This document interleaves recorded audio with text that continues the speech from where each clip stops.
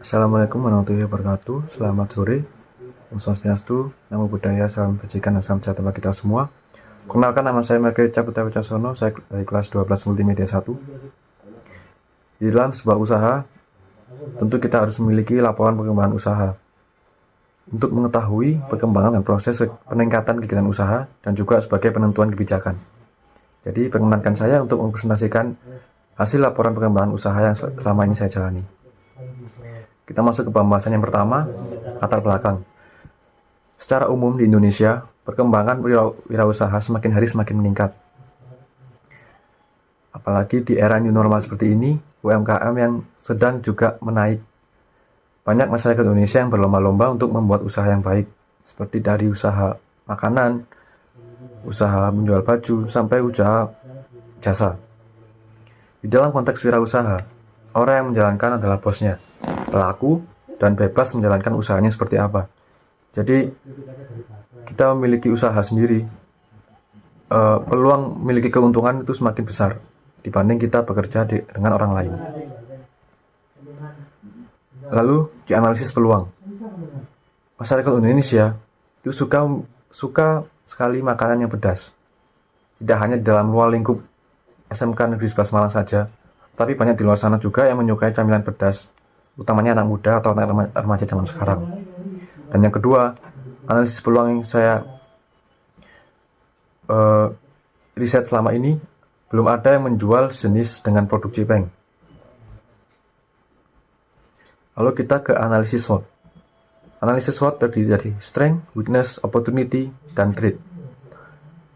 Strength yang pertama, produk saya bisa pre-order. Kita bisa memesan secara online. Yang kedua, bahan produk yang terjamin dan juga higienis. Dan yang ketiga, harganya terjangkau. Itu menjadi kekuatan dalam saya menjalankan bisnis ini. Tetapi, di segala sesuatu pasti kita juga memiliki sebuah kelemahan.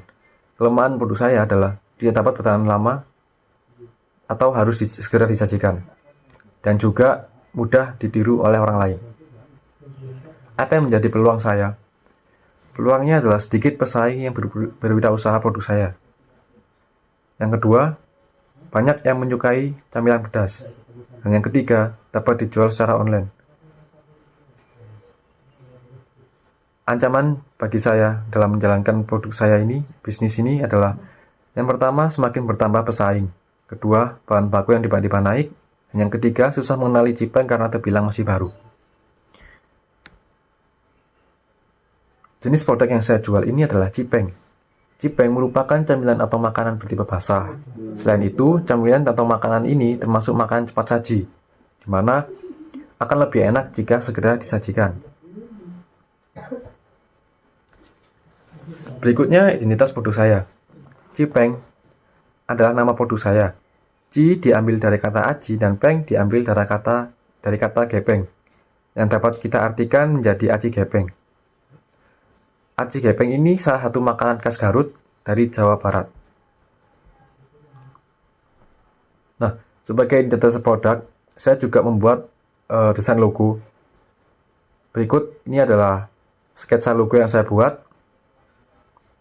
Ada 4 sketsa logo yang saya buat.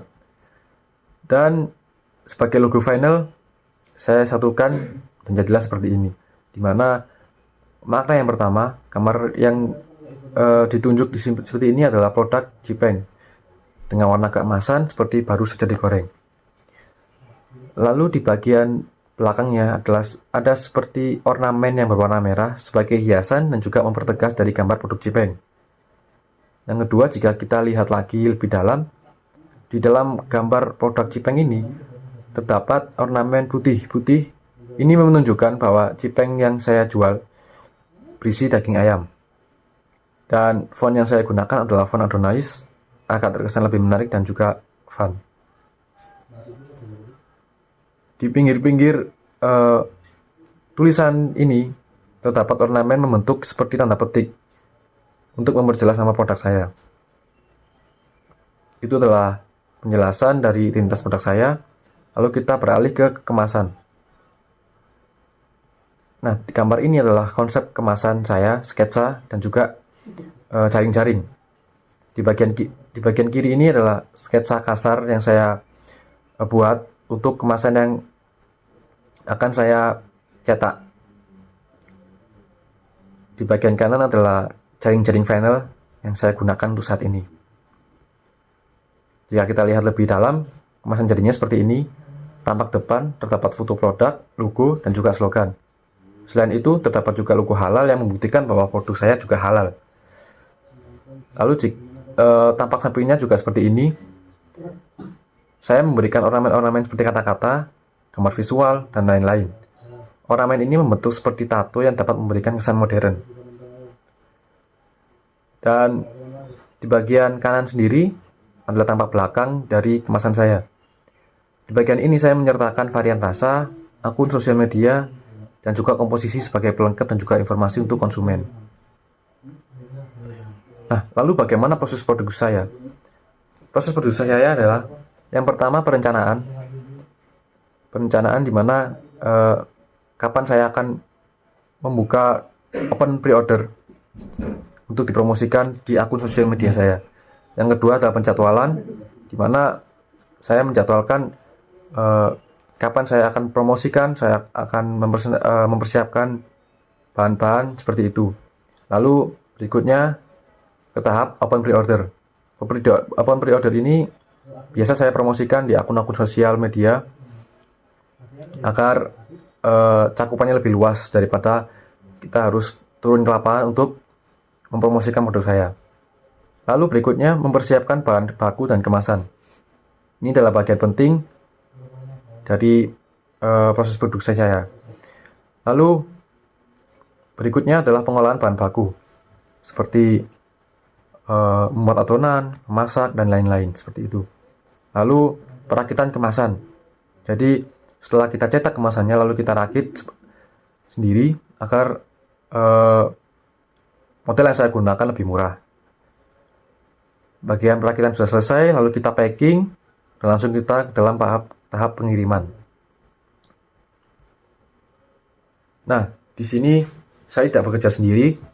Saya juga memiliki rekan-rekan saya, di mana rekan saya yang pertama ini job desk-nya adalah mengolah bahan baku, mencetak kemasan, packing, dan membuat mood board.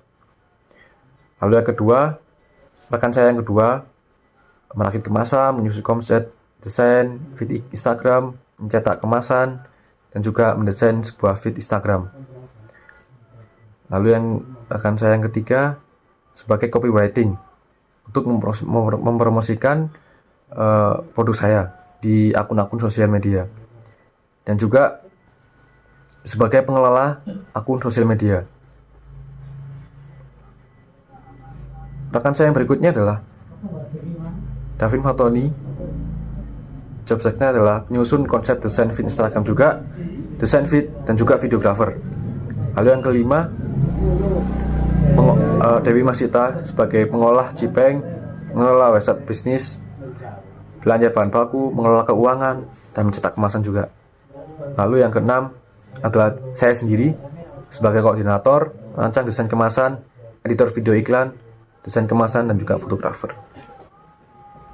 Nah, strategi pemasaran. Siapa sasaran saya dalam bisnis ini? Sasaran yang utama adalah anak remaja. Sudah pasti, karena anak remaja identik dengan makanan yang pedas-pedas. Jadi peluang bagi saya untuk memajukan bisnis saya ini. Karena anak zaman sekarang lebih suka camilan yang pedas, seperti yang saya bilang tadi. Namun bukan berarti anak muda saja, tapi sasaran saya juga di seluruh kalangan. Jadi bisa anak-anak, bisa remaja, dan bisa orang dewasa. Target konsumen saya, kebetulan saya juga berbisnis dalam sekolah dan juga di luar sekolah. Tapi penjelasan secara bentuk grafik seperti ini, jadi lebih besar di luar sekolah daripada di dalam sekolah. Lalu bagaimana alur pemasarannya? Yang pertama saya mengenali konsumen. Yang kedua, saya memiliki akun sosial media. Dan yang ketiga, melakukan promosi produk. Yang keempat, tag akun-akun terkenal dan viral. Karena jika kita mempromosikan produk saya sendiri secara online, itu keuntungannya lebih besar daripada saya harus turun ke lapangan seperti tadi untuk mempromosikan produk-produk. Lalu yang kelima, bekerja sama dengan selebgram. Jadi saya seperti endorse seperti itu, seperti endorse saya memberikan fee, tapi juga selebgram tersebut mempromosikan produk saya. Jadi keuntungan, kelakuan dan penjualan saya itu lebih besar. Lalu yang keenam, saya menggunakan teknik pemasaran dari mulut ke mulut atau direct selling. Lanjut, media yang saya gunakan di sini adalah sosial media. Karena seiring perkembangan zaman, dengan menggunakan sosial media marketing sangat memudahkan saya dalam mempromosikan. Selain itu, saya juga menggunakan direct selling seperti yang saya tadi bilang, dari mulut ke mulut untuk memperluas penjualan. Nah, saya menjalankan usaha ini kurang lebih sekitar tanggal 26 Oktober sampai 11 November. Ini adalah periode pada saat saya open pre-order. Apanya seperti ini. Modal saya menggunakan modal 266.000. Harga produk saya 7.000. Dan pendapat saya seperti ini. Penjualan bersih Jipeng 231. Harga penjualan pokok atau harga bahan-bahan yang sudah saya keluarkan itu memakai uang sejumlah 206.000. Jadi jika kita hitung laba bersihnya adalah 26.000. Nah, di bagian sini beberapa testimoni yang sudah saya ambil ketika saya bertransaksi dengan konsumen. Lalu, apa peran saya? Peran saya kebetulan saya dipercaya oleh rekan-rekan saya untuk memegang amanah sebagai ketua. Mulai dari menjadi koordinator, mengarahkan alur sampai proses ini berjalan. Saya juga sebagai fotografer, editor video iklan, membuat konsep desain kemasan dan juga mendesain kemasan. Hal yang paling berkesan menurut saya adalah saya bisa belajar leadership. Dari sini saya merasa senang karena untuk melatih saya menjadi pemimpin yang baik di dalam sebuah tim. Yang kedua adalah teamwork atau kerjasama tim. Ini adalah kerjasama tim itu adalah pokok utama berjalannya usaha ini. Saya merasa senang karena dari sini saya juga dapat belajar dan juga terciptanya sebuah kekeluargaan. Lalu hal yang ketiga adalah berwirausaha. Ilmu yang pastinya saya dapat dari sini adalah berwirausaha. Mulai dari riset pasar, perencanaan, sampai pengiriman produk. Menurut saya ini adalah ilmu yang penting dalam kehidupan sehari-hari. Nah, selama bisnis ini berjalan, tentu saya juga memiliki sebuah kendala. Kendala yang selama ini saya alami dalam berbisnis. Yang pertama adalah susah berkoordinasi. Ini adalah masalah yang umum dalam sebuah tim, di mana kita susah berkoordinasi, sehingga kita tidak memiliki chemistry seperti itu. Lalu yang kedua adalah busy problem. Busy problem ini yang saya maksud adalah ketika saya mengedit sebuah video iklan atau mempromosikan produk, PC yang saya gunakan mengalami sebuah masalah. Itu yang menjadi penghambat bagi saya untuk terus mengembangkan usaha saya ini. Lalu yang ketiga, saat pembuatan kemasan. Kemasan yang saya buat itu seringkali revisi dan tidak cocok untuk digunakan. Jadi jadi ini yang menjadi kendala saya dalam usaha bisnis ini. Lalu yang keempat, yang terakhir adalah mengelola keuangan.